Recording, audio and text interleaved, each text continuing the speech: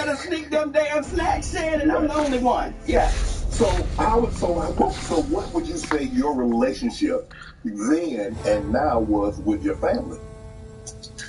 Well, my relationship now with my family, they're my biological family, and I wish them well. Well, here's the thing. I watched you do, and I think it was like a little clip, and they were talking about interracial dating. Yes. And you said, why would somebody stay where they're miserable? Right. That applies everywhere, Shannon. It just doesn't apply to that, especially in our community. We've been taught, take care of the family, make sure. Well, there are some families that deserve it, and there are some families that you have to say, listen, I'm so glad we had this time together. And that's it. Yeah. That's where I am with mine. I wish all of them the best, but that's what it is. So even as I sit here with you now, with all that's going on in Hollywood and all of the stuff I had to go through, I've already been through it with people that you call your family. And I have to say, you know what? That has to just wash off when I know what I'm standing in and what I'm standing on. You're absolutely right, Monique. My grandmother used to always tell us, she'd say, son, people come, they fall out, but families never should. And she stood on that. No matter what transpired in the family, no matter how bad someone had treated you, you should never fall out. But hearing you say that's different, because just because we're blood, that doesn't mean we're family through blood, but sometimes it's somebody on the outside that's not blood that's actually closer than the actual biological. We've been taught to say trauma is okay. We've been taught to say you mistreated me, you abused me, you violated me, you disrespected me, you belittled me, but I'm supposed to look at you at Thanksgiving and say, how you doing, That's what we've been taught. You swallow that pain. That's why people have such a problem with Cat Williams. People have a problem with people that says, I'm going to tell the truth. I'm going to tell the truth. And that causes a ruckus. And you would say, why are people upset with the truth? When you hear Steve Harvey say, there are repercussions when you tell the truth. Well, remember when we were children? What would your grandmother tell you? Tell the truth. Tell the truth, because if not, there will be what? Repercussions. Right. Well, now it's got turned around. When you tell the truth, there'll be repercussions. So what's the opposite of that? Should I tell a lie and get a reward? So that's how we're rolling right now. That's how we're dealing with one another right now. So when it comes to family and people saying, oh, Monique, how could you? Listen, I want to live the rest of this journey that I have in peace. I want to be with my family, in love with my man, he in love with me. We watch our babies grow and develop their own families. I don't need anything in the midst of that, because you family, that I should accept that trauma. I should accept you not taking accountability for what you've done, what you said, and we just washed the slate. That's why we're in the position we are now as a community, as a black community, as a community in entertainment. Everybody's been so afraid to say, look what they did to me. Look what they said. And it's like, oh, well, listen now, we don't want to ruffle no feathers, especially if the messenger doesn't fit what people should think the messenger is supposed to look like. And we keep repeating history, Shannon. It was a situation, Monique, where people look and say, well, you made it thus far when it couldn't have been that bad. Because if it has been as bad as you say it is, Monique, how would you have ever gotten out of B-More? How would you have ever gotten into Hollywood? How would you ever have a talk show? How would you ever be on a sitcom? So how is it that bad, Monique, and you end up like this? You know, when you first got in the NFL, yes, ma'am, your eyes were like this. Yes. And it was, oh, I made it. I'm here. Right. And then after you start getting in it, and you started seeing things, and you started feeling things, and now your eyes start getting a little closer, because now you're understanding what the business is. Right. So when you first walk through the door, you're walking through the door saying, come on, baby. Oh, this is all I've ever prayed for. And when my baby Cat Williams sat here and said, no one's ever gone out to LA and got a sitcom like that. I was in LA for 3 months. And here comes a show called The Parkers. And then it would go from there. It took off from there. So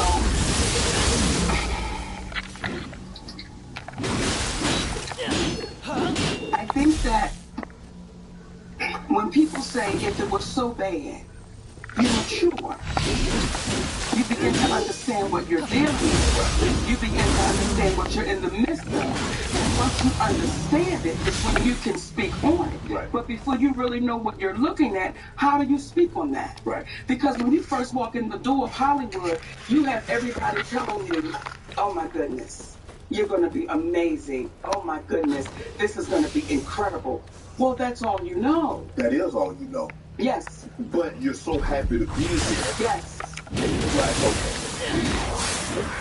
When I went to the store, you say dirt poor. Yes. Bathroom outside. Yes. It was, we had to make it work however we can make it work. Correct. And then you get that first big check. Yes. And you think the people that gave it to you was awesome because they gave it to you. And it's more money than you've ever seen before until you find out this ain't the right money. This ain't the right amount. Wait a minute. If they got this, why am I getting this? Then you start putting the pieces together. And you start saying, it's not right and I'm going to speak about it. See, when I saw Taraji broken on those platforms, it was painful for words. However, Taraji and I had a conversation over a decade ago. Yes. In my trailer when I was doing the Monique show. And she said, you know, you got to keep on getting it until your turn comes. And I said, Taraji, most of us die before our turn comes. We got to ask for it right now. Now, I understand that because there was a time I felt the same way. Exactly. Because that's what I was told. Right. You just keep going and we'll get them the next time. We'll get them the next time. We'll get them the next time. And the next time never comes. And then you see our sister broken, sitting on those platforms. Now, when I said it, why did they get the traction when you said it that when she said it, now all of a sudden everybody's coming? And I don't have a problem. I'm glad. Yes. But if you said this a decade ago, and I remember you saying it over a decade ago, why did they get the traction? Why did they get the support? Why wasn't it popular when Monique said it? I think there's a few reasons why. Number one, it was the messenger. I should just be grateful I got invited to the party. You a big, fat, black woman. How dare you be the one? And then on top of that, you're saying names.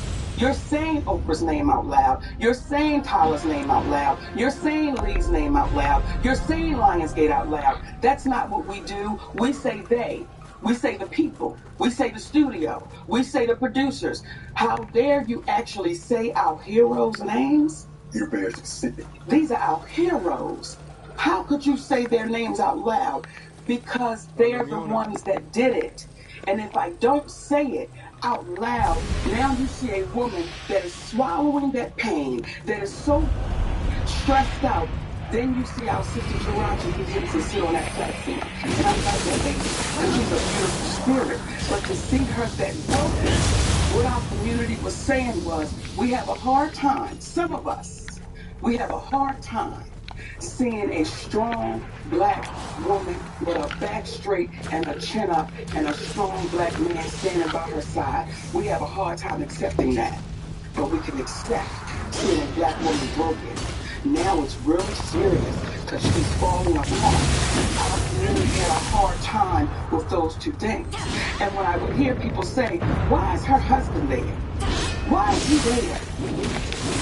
It's the same thing when we're questioning why a black man was staying with his black wife.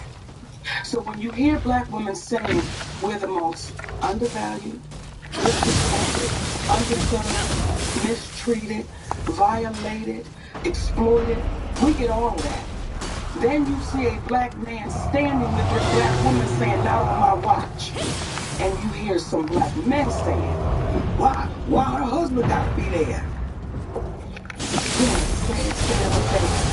When we begin to question black love and black unity, so they didn't want to hear me some of that because of what I look like, because I spoke about their heroes, and because they saw that man standing right there strong.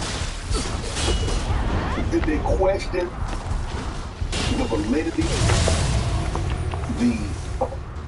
Because we've never seen it before.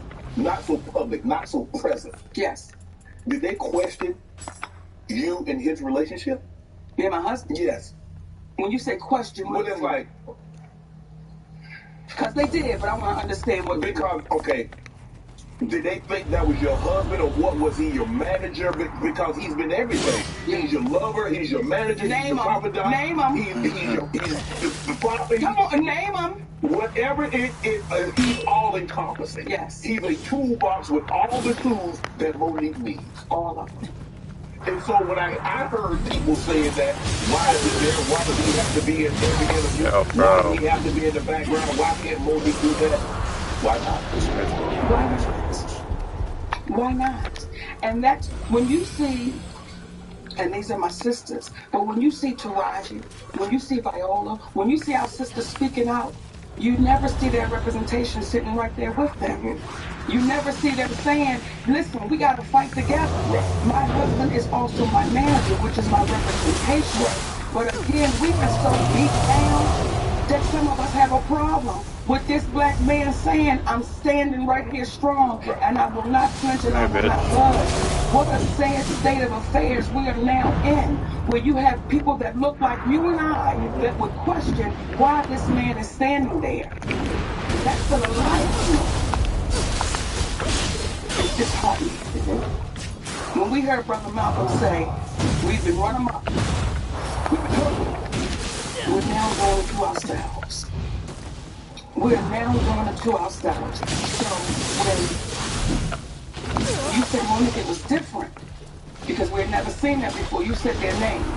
Let me say this, I'm not the first one. I'm not the first one. But we can walk away in history so easily that we start thinking, oh, this is the first one, this is the first one. How many started COVID? And she's not the first one, but she was before Rosa Parks.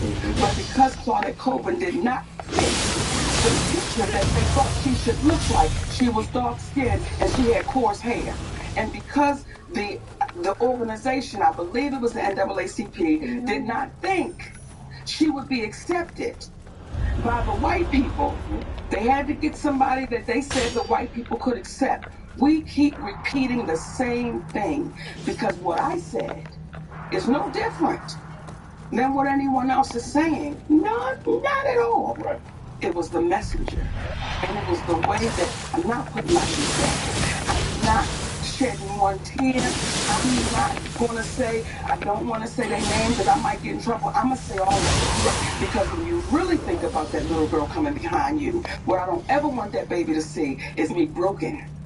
I don't want her to see me falling apart. And I understand it. I understand how it can happen, Shannon, when you may not have a foundation at home, when you may not have that man at home or that woman at home, whomever, that support person saying you're not crazy. I got you. Come on. We're going to go do this. We're going to get through this. So, for us, if we start taking things for what they are and get out of our emotions, we will be so far along. Do you believe punishment? Punishment is not only meant for the perpetrator, but it's also to deter others from said acts. You said. Do you believe the punishment that was bestowed upon Monique was not only to punish you, but to deter others from saying what you said? Well, Shannon, see here, and I'm going to answer that. But sometimes we act like we don't know about it. See, back in the day, when they had us in chains, they would beat one real good. In front of the others, and they let everybody know what you don't want is that type of ass whooping. So what they said was, we're going to beat Monique really good. We're going to sit her down. And I made it public. Financially, my family took a hit, Shannon. And when I tell you we took a hit, we took a hit. So when you see our sister go through that, you see her go through, and we act like our eyes didn't see what it saw when we watched that promotion happen with the color purple. We wanted to act like we didn't see how Oprah Winfrey treated Taraji. In my humble opinion, when you saw her walk up, you saw that there was tension. You saw that there was something happening. And then when you see Taraji write her a love letter, it's like, listen, We got to stand tall and stand strong on what we know. We know you were mistreated. We know it wasn't right. We know it was unfair. And then you turn around and say, oh, but Lady O handled it. I have a problem with that. I have a problem with that because that allows Lady O to keep on doing what she's doing, and we're in a position of, I don't want to say nothing because we saw how Monique got whooped. Now, again, that's just my humble opinion, but I don't know I don't know how else to frame that. It's like, listen, you better fix that because you saw what they did to her. You saw how they treated her. Is it a situation, do you believe it's a situation that Oprah might have faced something similar that maybe wasn't as public as you? And she's looking at it, well, if I faced that, went through it, and came out on the other side and look at me, it should be okay. Because sometimes we get that with parents. You know, I struggle. You say my kids should have to struggle sometimes also. Do you think that might be something going on with her? Or you just like, there's a disconnect? There's a disconnect. Okay. There's a disconnect, and there's been a disconnect for years. There's a disconnect.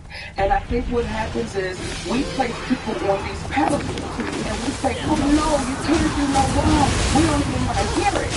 And when you hear cats say, you know what they do? They don't say anything, and they act like it didn't happen. I'm going to keep talking until you take accountability.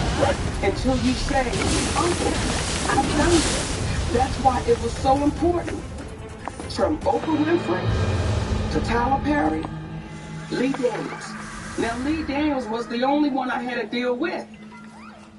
Did you see Lee Daniels apologize? He walked out on that stage.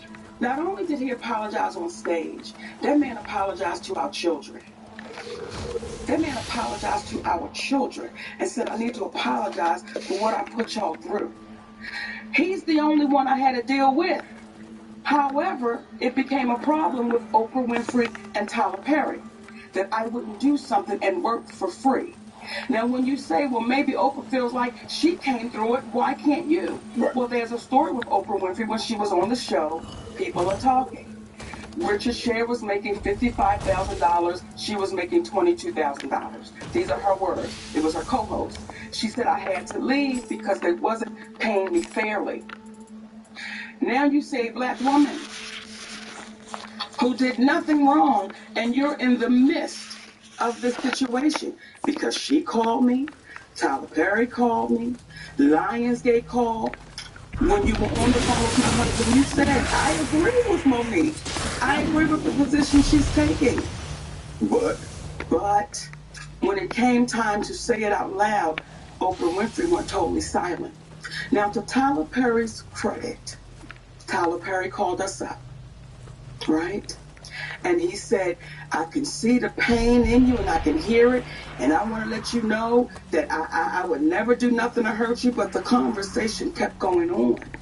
Only for Tyler Perry to admit he did start with me, that I was difficult to work with. He lied. Only for Tyler Perry to admit I was wrong. And when my movie Boo come out, I'm going to say that, right?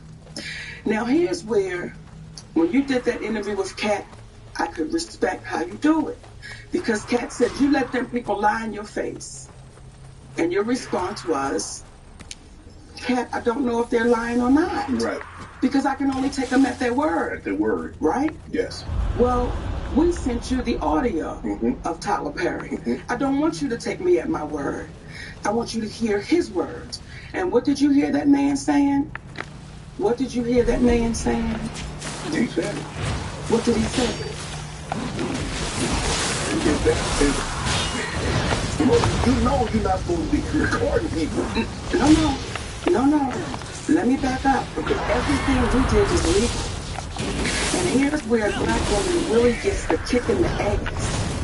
Had I not recorded Tyler Perry, then it would have been my word against his. And then on top of that, it would have been, he's so powerful, we can't even pay no attention to that. Right. Well, now I have him on audio, which it is legal to do where we live. Right. Okay? We have him on audio. And do you know what some people then said? Why would you record him?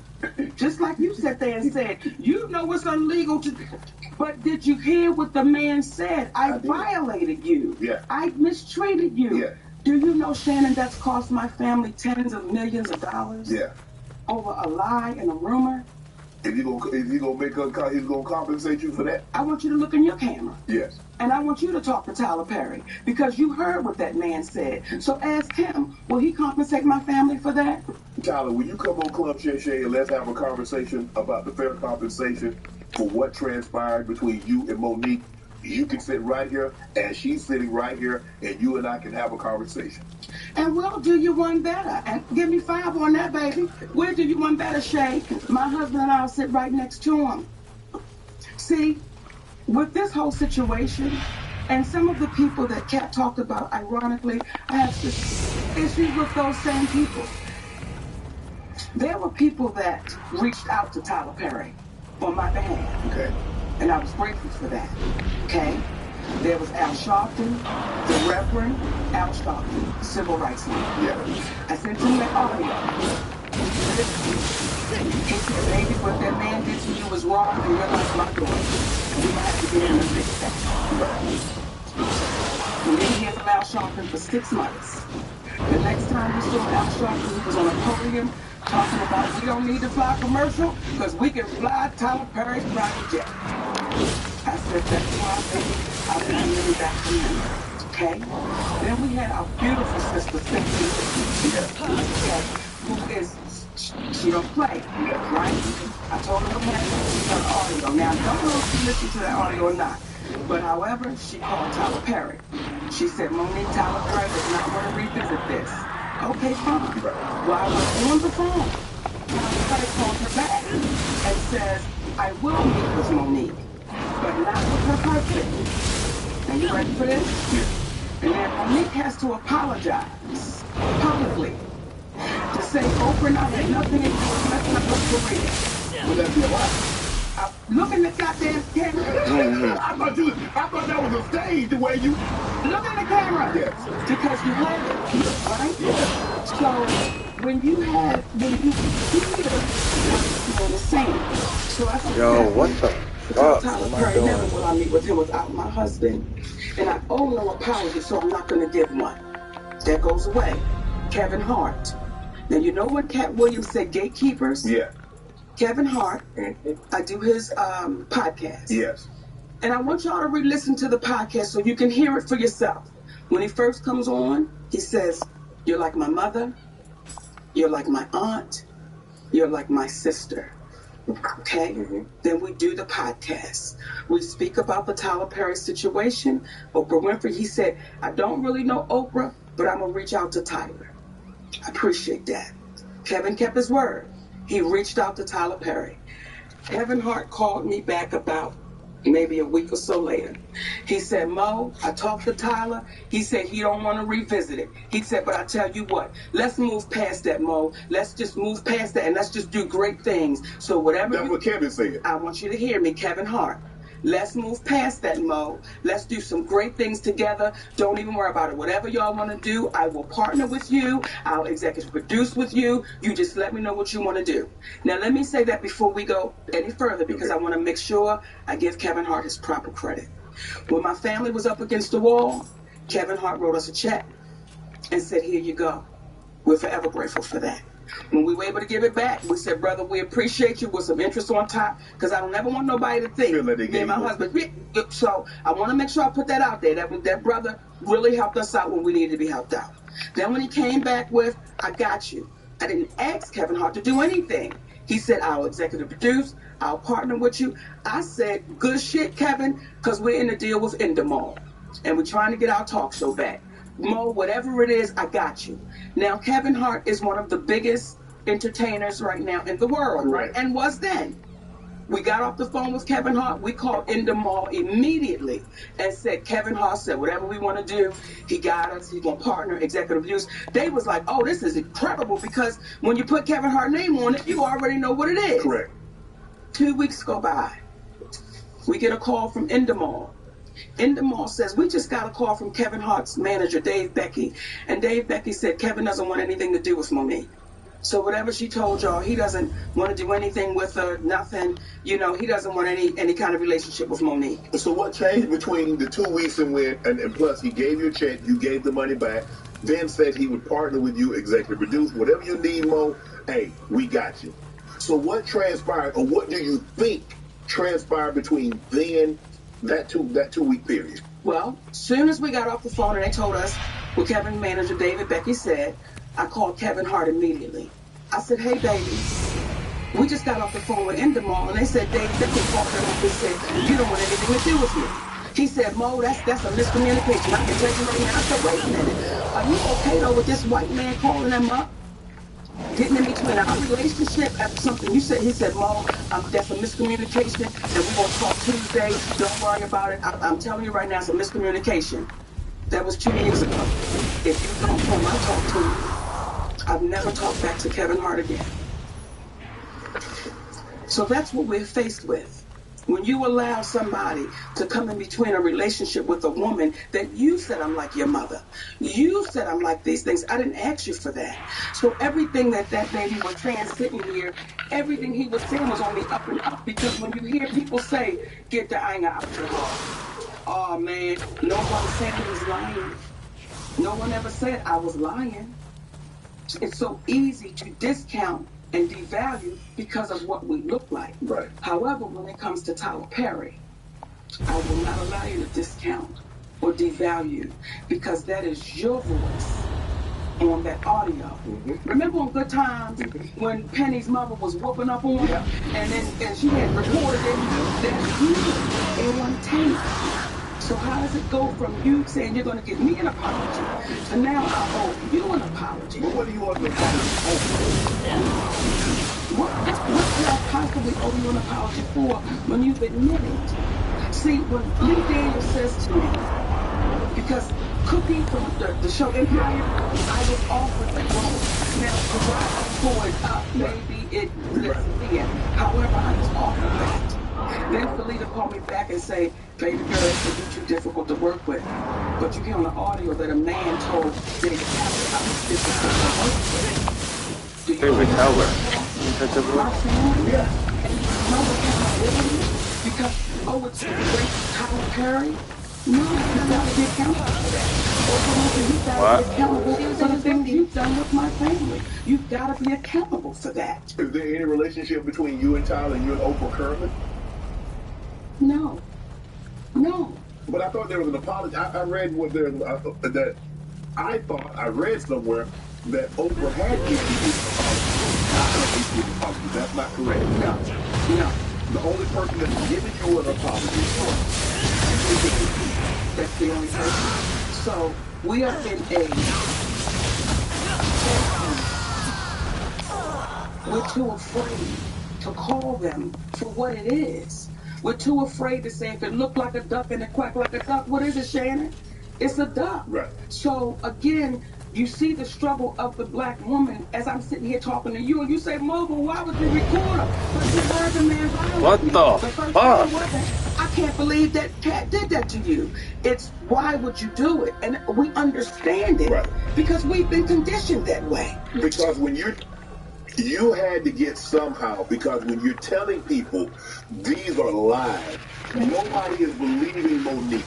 So now, even though you have him record his voice, and that's him, he's saying he made it up, now it's no longer, oh man, I can't believe he lied on Mo. Mo, why'd you record it? So now they put the onus back on you. Where's the win? How do we win? How does a black woman win when you say, here he is right here? And I look to the community and say, how long will it allow us to keep being exploited, used up, taken advantage of, and because we think somebody can give us an opportunity, we just say, I'm not going to say nothing. If we keep operating like that, you're going to have a whole lot of us sitting right here in this same seat, almost telling the same story. Why do you think Tyler is afraid to meet with you and your husband? Why does he meet you one-on-one when he meets with other representatives and their client? What is it about you that he feels it needs to be just you and he? Does he think your husband is some kind of negative influence on you? He thinks the husband is saying things that that Monique probably wouldn't say if I just had an opportunity to talk to her one-on-one. What do you think that is? Let me say this. People better be glad my husband is by my side. Because there are people in Hollywood that know wherever you act up is where I show up. People know in Hollywood, baby, Shannon, and I don't say it with a badge of honor, it's just what it is. Well, I've had to say, who you think you talking to? And we sit there with the president of the studio or the company. My patience level is not going to allow. I've been molested. I've been violated. So the moment I see you trying to do it, we're going to have to address it. My husband is nothing but a gentleman. And you know why people have a problem with my husband? Because he's right to it. There's no we're going to dance around the bush. He's right to it. And people like Tyler Perry, people like Oprah Winfrey, they look at my husband and say, how dare you be so good? How dare you not put your eyes down when you're talking to me? How dare you do that? My husband is also my manager. Why would he want to exclude me? It's like, Tyler, you should want my husband to be there. You may want him to be sitting right there so that way you can have a conversation that everyone can be heard. But I appreciate you, Shannon, because most people are too afraid. That's heard the tape. They're too afraid to say, no, I heard it, and this is what he said. I appreciate T.S. Madison, because T.S. Madison was the first one to say, no, I heard what he said. So when folks are trying to jump on her, she's not down for the black woman, listen, you don't understand the right that's just be happening when ain't nobody watching for the black woman. So I appreciate you looking in that camera. Right. Well, I mean, look, sometimes there are some black people, some, not all, some, that my grandpa used to say, Mo, is that if you're not careful, you'll become the very thing you despise the most in a person. Now, what do we despise most about Trump supporters, ex-President Trump, is that no matter what he says, no matter what he does, they give him an out. There's some people in our community, no matter what powerful black people say or do in our community, we'll give them an out. And we can't. And we become the very thing we despise the most. What we despise most about President Trump's, ex-President Trump supporters is that no matter what he does or says, it's okay. Yes. We can't do that. We can't. If somebody's wrong, like you said, Mo, if somebody's wrong, we have to be man or woman enough to say they're wrong, regardless of what comes along with that. They don't know. They don't understand what them saying I'm sorry will mean for them. See, when I read the... Because that's not for you. And I'm sorry, it's not for the person that you offended. It's for you. Because you're in your peace. Because you have to live with that. You have to live with that. What you do. So when you see a woman say, me turning 70, I'm so happy because I've never hurt anyone. Stop it. Because there's a black woman that has been calling your name for over a decade that you've seen the one who let go away. And I know I'm not the only one. Oprah called Mo today. Would you sit down and have a conversation? Let me tell you what I'll do if Oprah called me today, Shannon Shaw. We will sit down and have a conversation with Oprah Winfrey. We will sit down and have a conversation with Tyler Perry. We will sit down and have a conversation with the president of Lionsgate. We will sit down and have a conversation with anyone that is brave. I'm gonna say brave enough to sit down and have a conversation. But what happens is within seconds, if Tyler Perry was to sit right here, he would say, man, I heard you. What you trying to tell me about this system? Within seconds, Oprah Winfrey would know that people would say, hold up. See, when I speak about Oprah Winfrey, and let me be clear, I love that sister because she's out there. She just got to come back across the street. We got the light on. When I speak about Oprah Winfrey, I speak about that woman because she's spoken about me. And when you begin to speak about me privately, I'm going to speak about you publicly. You've been unfair. You've been unjust. And you watched a black woman be thrown under the bus, and you said nothing. And here's what's interesting as well. My husband was saying to me, after I won the Oscar award, right? And she had the people come, to talk to the Oscar winners. And I go on the stage and I talk to the Oscar winners. Well, when we go to a commercial, the people in the audience And I say this humbly, as my husband was telling me. He said, Mama, they wasn't screaming Oprah. They was screaming Monique. Mm-hmm. Right? Right. So much so, I had to say, y'all gonna shut that shit up now. We get ready to go back on the air. We having fun, right? He said, but I watched Oprah. He said, I watched her almost turn her feet like they screaming her name. Now, some people would say, oh, Monique, you're reaching. Well, let me tell you what then happens. The movie The Butler, that movie was offered to me. Lee Daniels came out and said, I did offer Monique the Butler. But as he said to me, he said, Mo, at the time I didn't have no power and I didn't have no money. So when Oprah said she wanted it, so who played the lead role in The Butler? Oprah Winfrey. Lee Daniels was getting ready to do a biopic on Richard Pryor, and he offered me the grandmother. Who then calls Lee Daniels and says, I want to be the grandmother? So, as you're looking at me, it's the same way I'm looking at that sister. And I'm saying, why don't we sit down and have a conversation? Because the way things could look, it may not be that way. But just the way things look, Oprah. Just the way you would have like someone on the show, Oprah. One might say, well, I mean, if the role that they're looking for a black, Big, go ahead and say it. Shit, it's okay for words. You want to say Fuck fat black woman. God. If the role looking for a fat black woman, Mo, you know, my podcast, folks. Y'all into the camera. that's why we love you, Uncle Shay Shay, because we want you to say a fat black woman. Now, me and Oprah fit the damn description, Shay. Fat black. Don't we fit in? Can you do? But I'll be right back in the beginning. I'll be your neighbor up there where you live at. Listen here. So, are you lying? No. Now, I'm not going to have your big ass sitting here in the Hall of Fame and you scared to say shit. Okay. And I want to excuse myself for any of the babies that might be watching this, because I wasn't going to say no spicy things. But Shay Shay get me wrong now. Come on, Shay. One might say, or people might say, well, Mo, I mean, the role called for a heavy-set black woman. You, Oprah, y'all fit the role. Yes. How do we know that she wasn't offered the role as long, and people think that she's better, more qualified than you? It don't work like that, Shannon.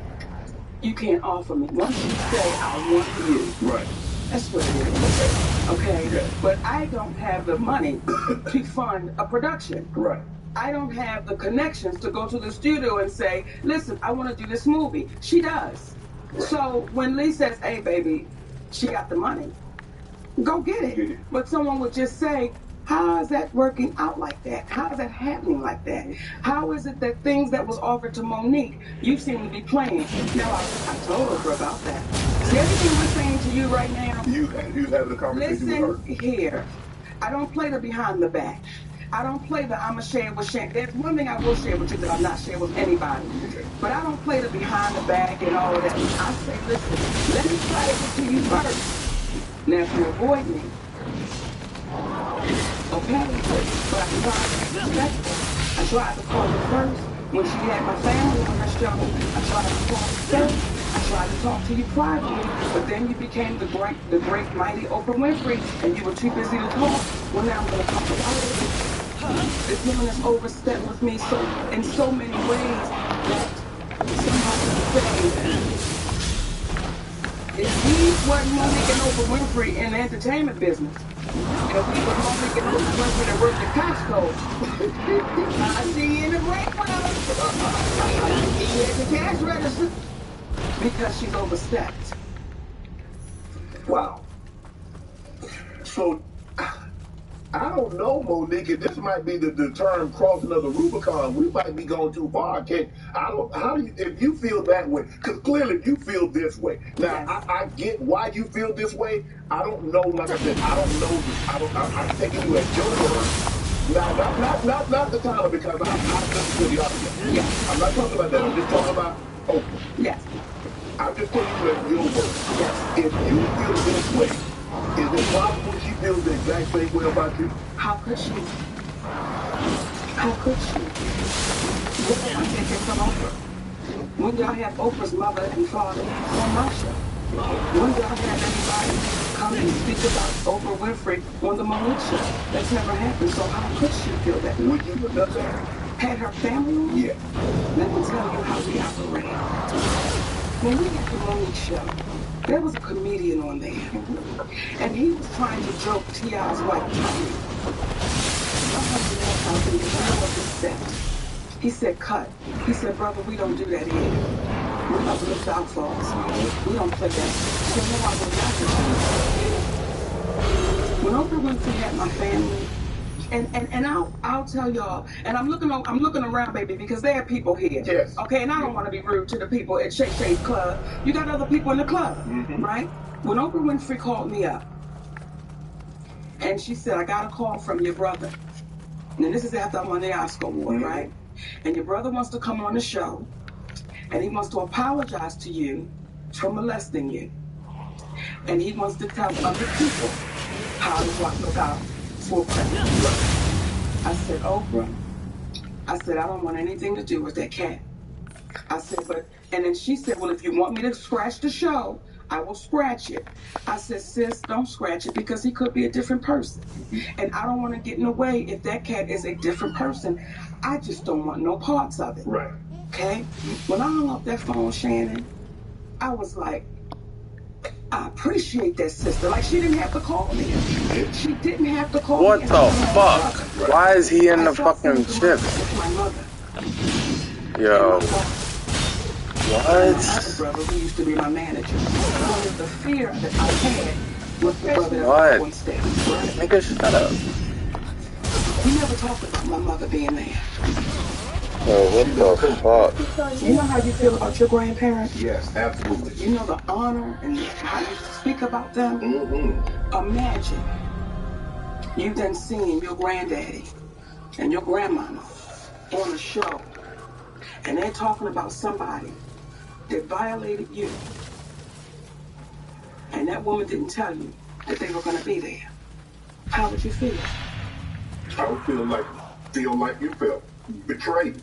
That is exactly how I felt and how I feel. And it's not, oh, I'm in a... No, I understand it. But you betrayed me, sister. And I'm not the only one. Because at the time when she called you, she said it was just your brother. Just my brother. And when my mother was on that show, you know what I did with Shannon? What's that? I would go to the store, and I would have elderly women coming up to me, and they would say, about me. Wow. Now, they wasn't lying, Shannon. They wasn't lying, baby. Sometimes you gotta let the truth be the goddamn truth. Sometimes you got to just go with it. But still, it's my mother. And I'm in here because when she was, I'm here when she could stand something. And I got that often with them telling me what my mother was. Because you did not tell me. Had Oprah Winfrey said, I'm gonna have your mama, I'd have been shut that shit. I don't need nobody seeing my mama be greedy. I don't need the world to shut it down. Now there's a white woman named Barbara Walters. They call her first. And she said, Monique, I told you that I can't do that to you. I wouldn't do that to you. You just won that award. It's like, why would I do that? You're here. Why would I bring something that I know that you don't want to talk about? You lived it. Why do I need to replay it again? Ask her. Your camera right there. I was trying to... I know, baby. Ask her. See, this is where it gets juicy, right? Because you're understanding right there, but you're asking me questions that I can't answer. Right. I can't answer why Oprah Winfrey did what she did. Only Oprah Winfrey can answer for her actions.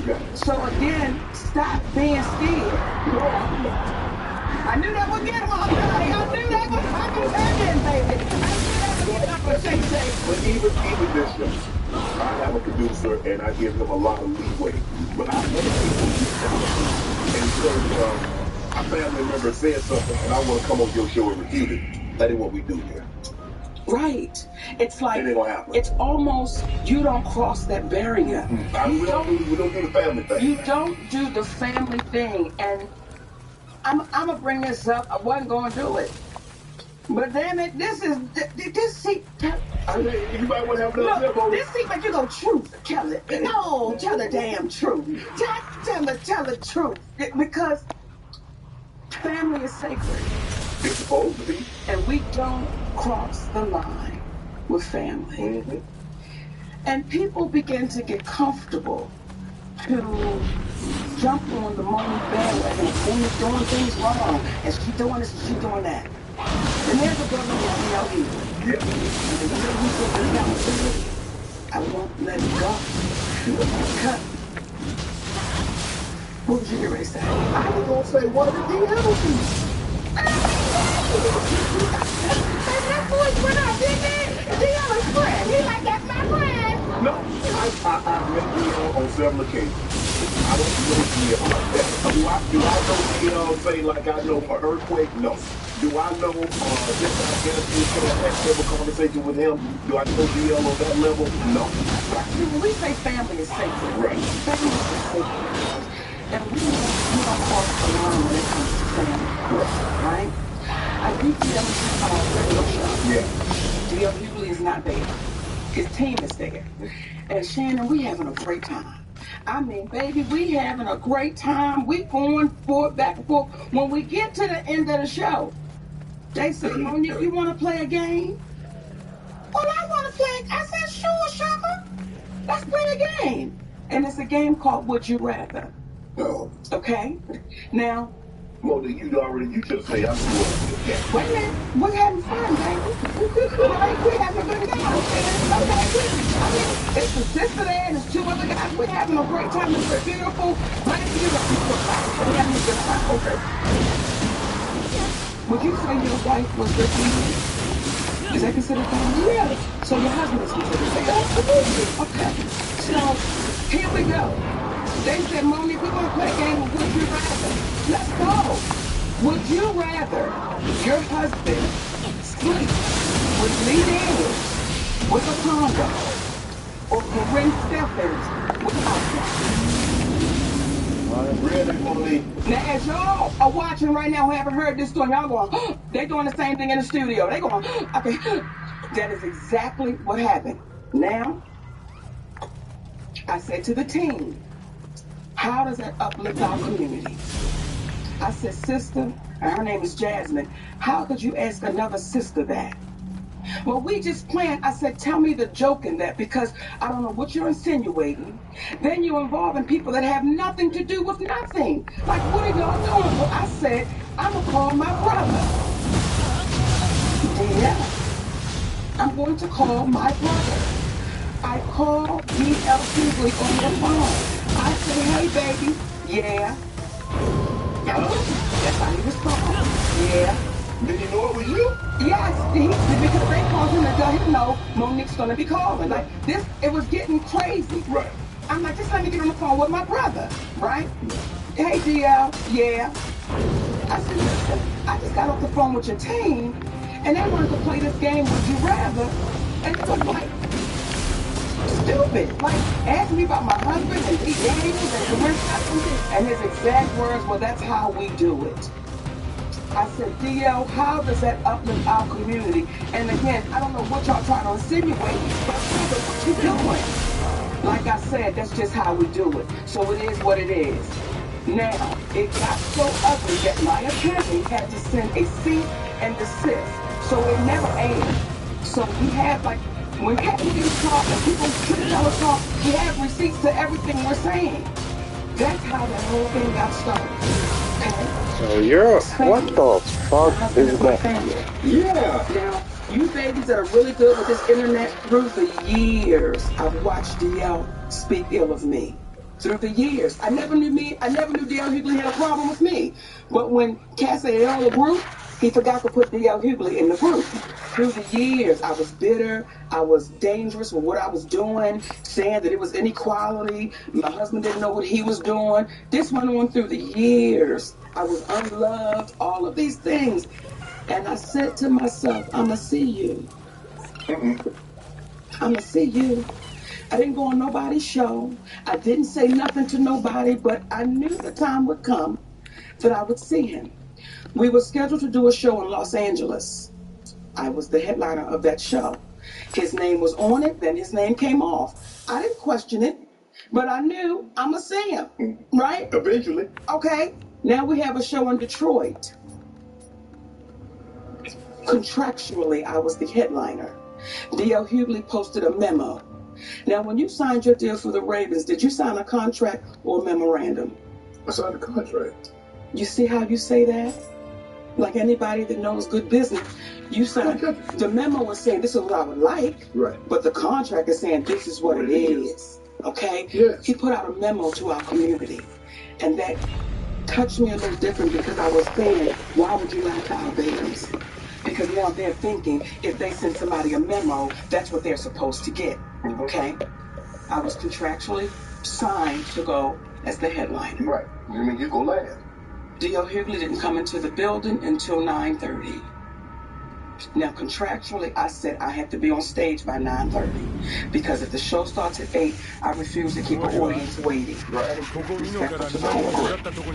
When I went on that stage, Shannon, I made sure everything I said, he heard me. Because now you're here and I'm going to say it to you. And I said some things on that stage that I said he was cowardly. And some folks said, how could you say that? How could you do that? And then I posted some things to say, this is what I meant. See, you came after my husband. And when you had a chance to fix it, when you had a chance to say, Mo, my bad, you know, we don't even get down like that. Right. You told me it is what it is.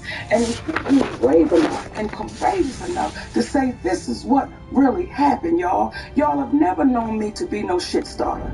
Folks ain't never known me to go over and kick a sandwich out of somebody's hand that's hungry. But what people do know is, if you kick me, damn if I ain't gonna kick you back. Right. Because that's fair play. Right. So there was one left out the pack. And when you have people that continually don't take accountability, that's why you see us in the state of affairs we're in. I'm a firm believer, Mo, that everybody don't play the same. And someone once told me, what is dope to you is death to someone else. What is joke? That's why we don't play with people's families. No. When we had the Monique show, the radio show, listen, you can't come on here and speak ill of no one because we don't play like that because we know how this business works. Right. So when you allow that to happen, what do you think is going to come back your way? What do you think? And D.L. Hughley, please, my brother, we still love you. Just take accountability for it. And we move forward. I remember reading something about the situation in Detroit. I didn't know the depth of the magnitude of it. I remember reading something about a memo about, I guess it's that was added on. But the contract is the contract.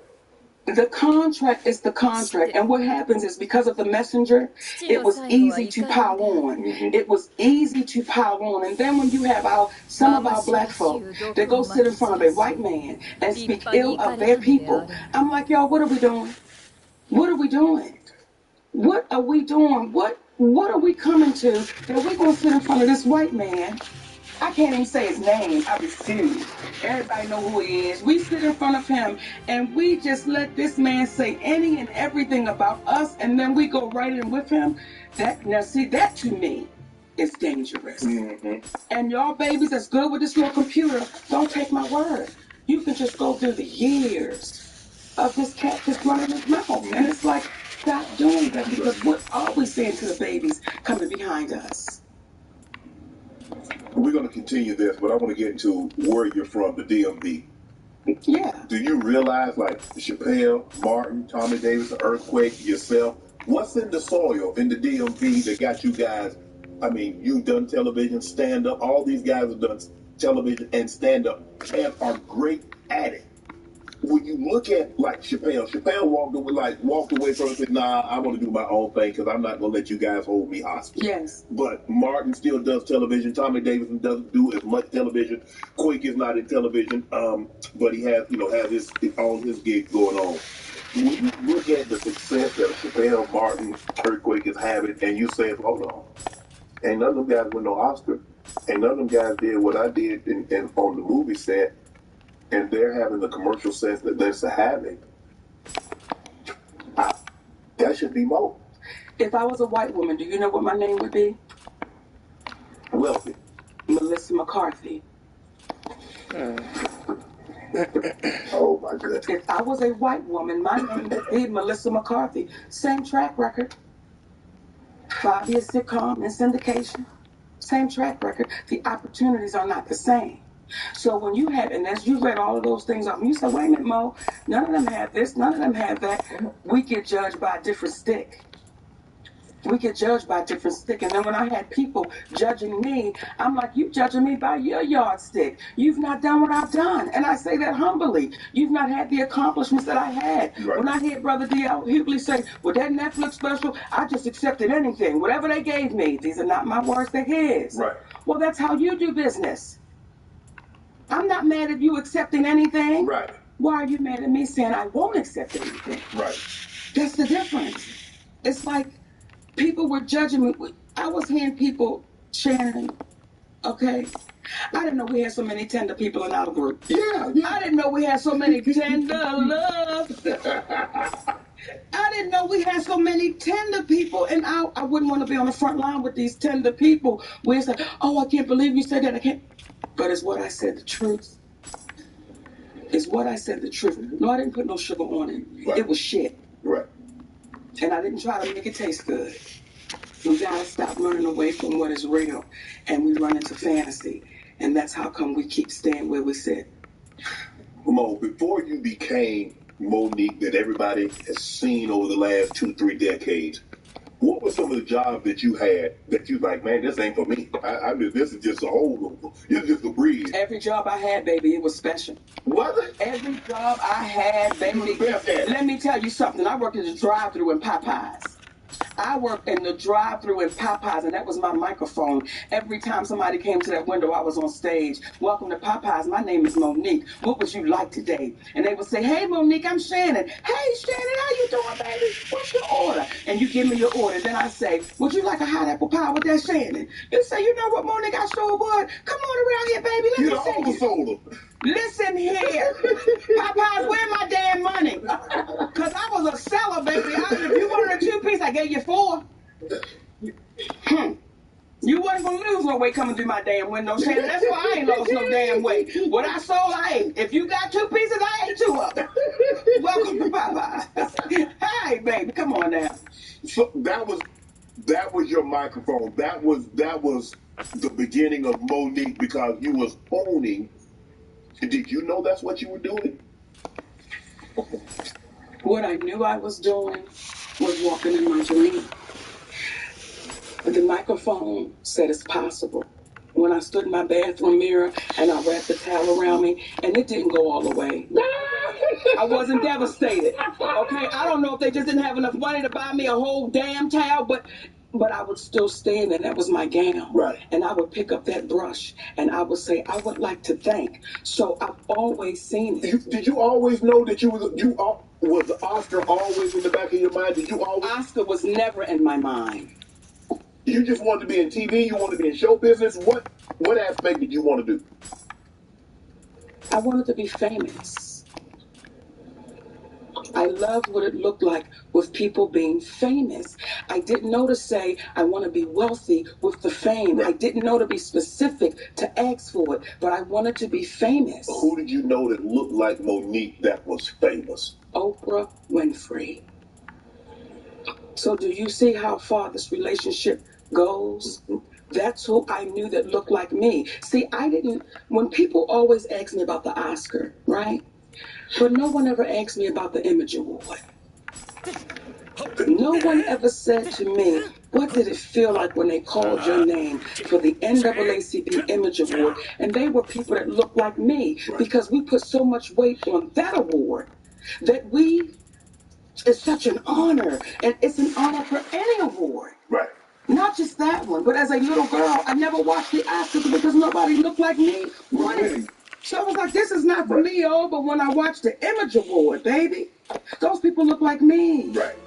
The BET Awards, those people look like me. So I was honored the first time they called my name for Image Award. When I tell you, Shannon, that night, baby, when they called this little fat girl name from Baltimore and the winner goes to, the award goes to Monique, well, listen here. I got so good with them calling my name, and this is what had to humble me. You will get humbled, baby, when you just think they get ready to call your name. I had won it like 3 years in a row. This the 4th year. Oh. Anyway, there you go, my name again, Jay. Let me situate myself in my chair, right? So here comes the category. Okay. Hey, baby, the best actress in a sitcom. They named me, Tisha Campbell, and I cannot remember the other sisters, right? I know they get ready to say, and the award goes to Monique. So I got to, because I'm a big girl, you got to scoot up. Yeah. So you can be ready to push up, right? So I scoots up and get my gown together. And the winner is Tisha Campbell. I said, all right, girl, I want to get that. That humbled my ass and sat right back down. But it was never the Oscar for me, baby. Right. It was never the Oscar for me. So how did stand-up happen? Stand-up happened on a dare. My brother came home one day and said he went down to the comedy club to do open mic night. And he did so bad. He said they was booing me, but I was 6 beers in, so I thought the booze was applause. So my boy had to say, man, nah, bro, this is stinking, right? So we cleaning out the pool, and he says, I said, if I was there, I would have said, and that was 30 minutes of what I would have said. Then he said, I dare you to go down next Wednesday and do open mic night. It was a club called Burke's in Baltimore. I went down that next Wednesday standing, and I got a standing ovation. And from that moment to this moment, were you good? I was. It is nothing like, and I'm sure you can appreciate and understand, when you walk out on that football field, and you walk and you smell it, and you walk into it, and you, that little boy in you says, I'm here, I'm still there. That little girl in me is still saying, I'm here, but I'm a grown woman. Right. And I'm saying, now that I'm here, you got to pay for it fairly. If not, I'm cool. I just have to walk away. How different is that Monique? Not just in age, yes, but how different is that Monique to the one that's sitting right now? Oh, she grew up. She was naive. Were you ever naive? Yes. When you first come to Hollywood, Shannon, and I got a show called The Parkers, and I was in Hollywood less than 90 days. 90 days. And you have agents, and you have managers, and you have homes, right? And they're telling you all the good things. And everybody always said to me, you want to get the syndication. Yes. You want to get the syndication. Once you get the syndication, you work because you want to work. Right? So syndication is what, 5 years, 100 episodes? Syndication is 100 episodes. Okay. Right? So that's all I knew.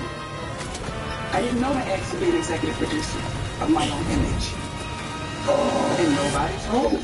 I didn't know to ask for that. I didn't know to ask for, after the 3rd year of being on a successful sitcom, that you could say, I now need a bonus.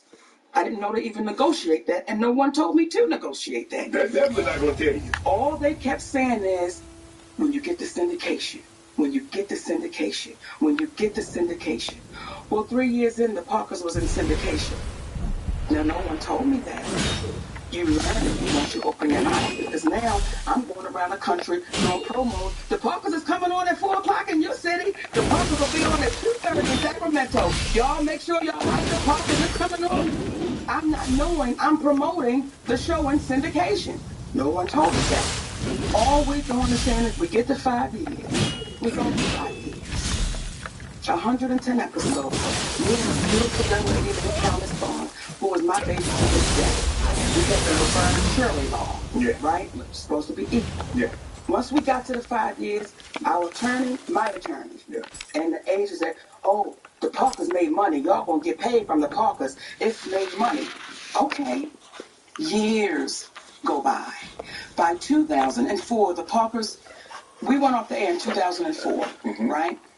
In 5 years, by 2009, the Parkers had made $800 million. You're like, oh yeah. Stay with me. Money.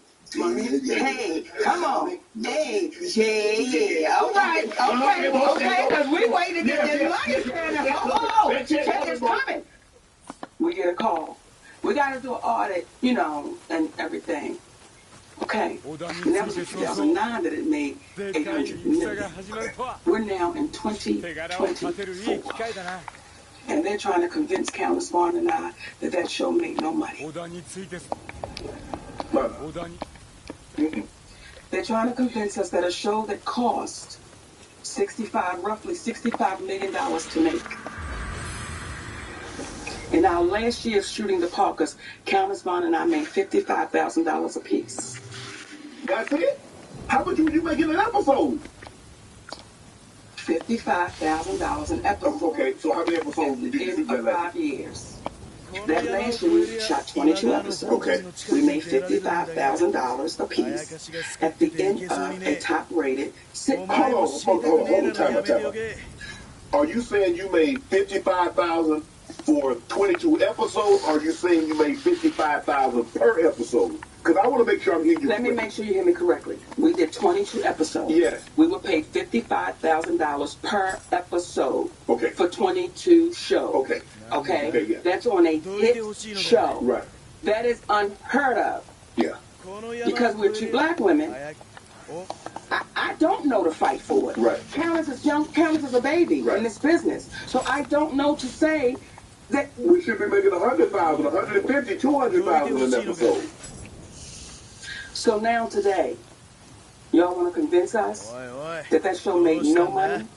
That show has made over $2 billion, and I'm guesstimating.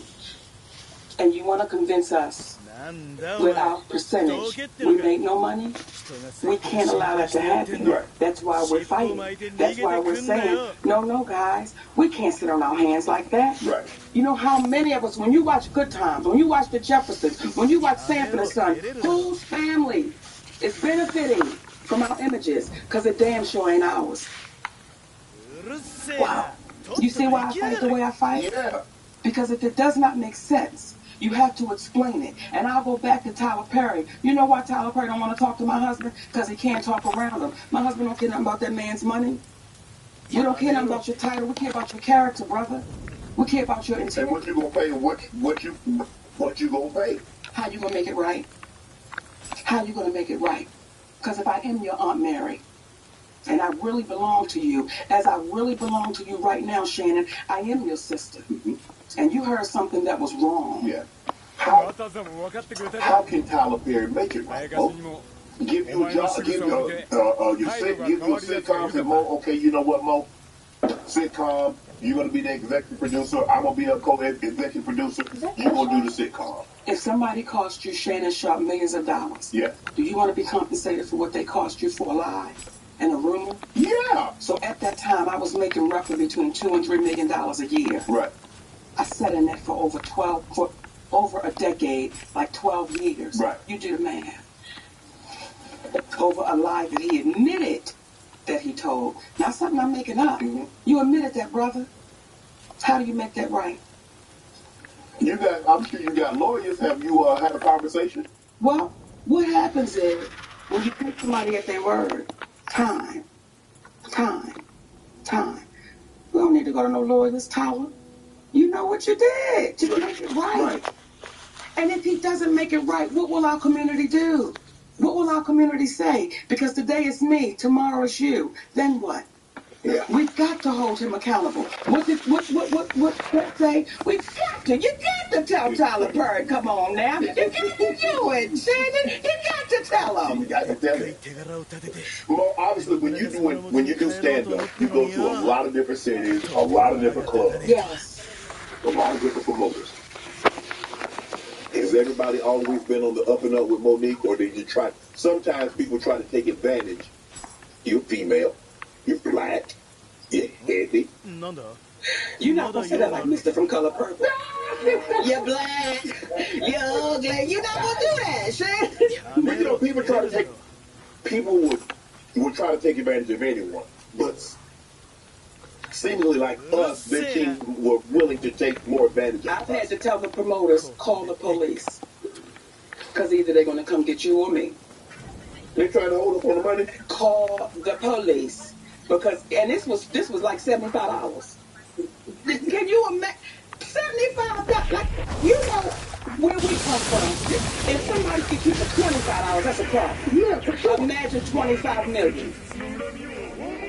Yeah. We've seen people lose their life for $25. For sure. Imagine somebody getting you for millions. How you supposed to feel? Would you let it go? Nah, hell no. Right. So when people say, Mo, just let it go.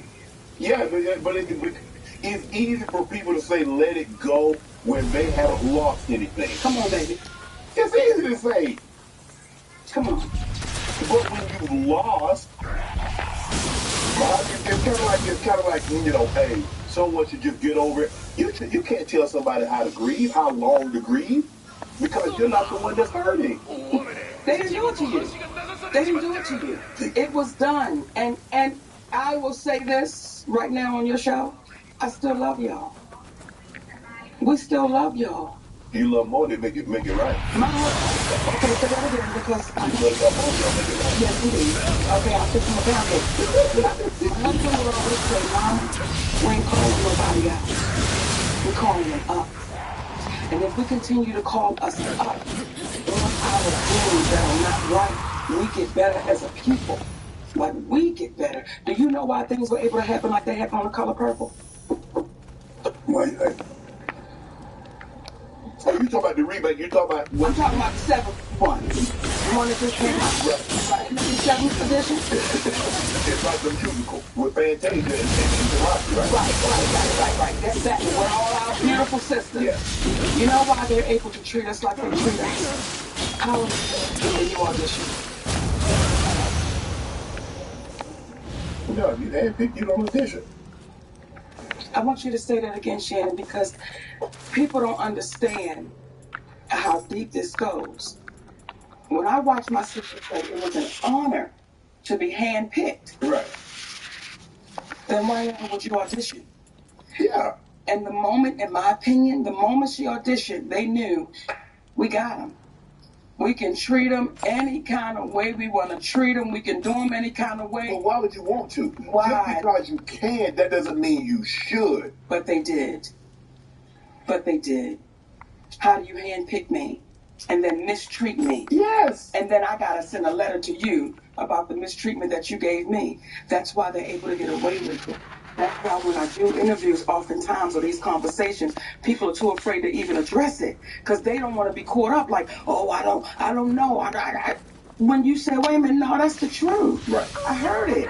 And I don't want my character to be on the line as I'm being a person sitting there asking people about their lives right. and then not be able to stand in what I've heard. Right. That's why it made so much it was important for us. It was important for us to get you that audio.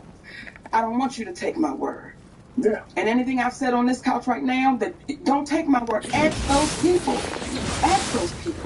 And see what happens. And then maybe after this come out, they're going to label me again. She's bitter. She's not bitter. Yeah, you got such a story that you're like, oh, yeah, I'm bitter. The average person going to be bitter. Okay. And here's the thing. Because I got King home, I'm not bitter. You just want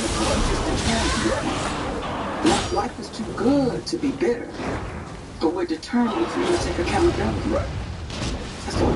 Game Time is the fast and easy way to buy tickets for all sports, music, comedy, theater, and and right now, all users get $100 off when they buy big game ticket with code Vegas100. They're obsessed with finding ways to help you save money on tickets.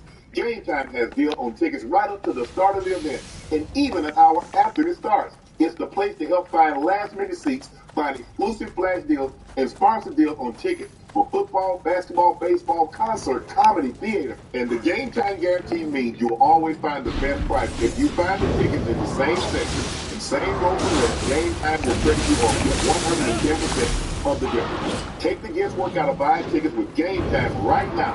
Game Time users get $100 off big game tickets with code Vegas. Earn the fly.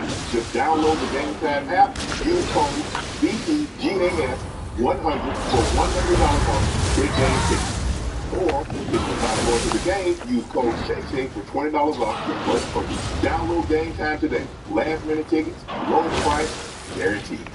When did Mo get a first big break in comedy? Apollo Theater. An assistant that stay out front and let the jury tell. If she likes you, everybody likes you. If she did not like you, nobody liked you. And when I stood here and said,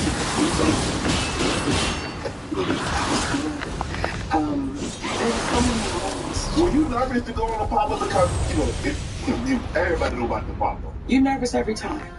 You still get nervous to go every time, baby. And not the nervous when you're scared. It's just that, like, oh, I get to do it again. Like when you go out to the field, it's like, oh, it's that. I still get that, yeah. Wow.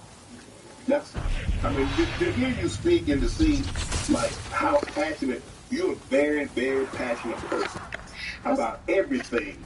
I love us. I love us. Like, when I say I love my people, Shannon. I love us. I love everybody. Right.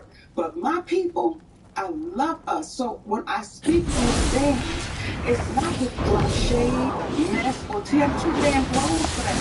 56 and I bring my you got time for that. But I say it because will it make us better? Will it make us come to the table and say, you know what do we really leave for the babies that's coming behind us? That means something to me. When I talk about them damn bonnets, let me tell you something. You saying, hey, come on, can we talk about the house, can we not have the bonnets on, can we not have the pajamas on, can we not have the house you doing? The whole damn Halloween costume.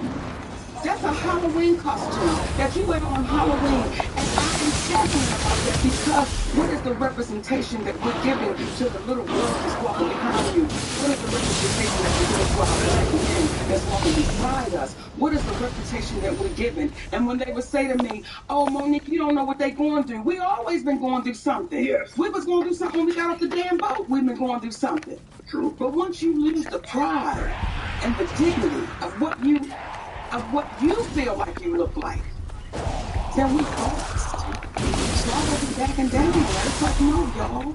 We owe ourselves that. We owe ourselves that. How hard is it for you to love yourself in the community when you know they don't love you back? That's a good one, Shannon. Okay? That's a good one, because sometimes I be in the bathroom having conversations with the ones that don't love me back, but I still love them because I just know they're misinformed.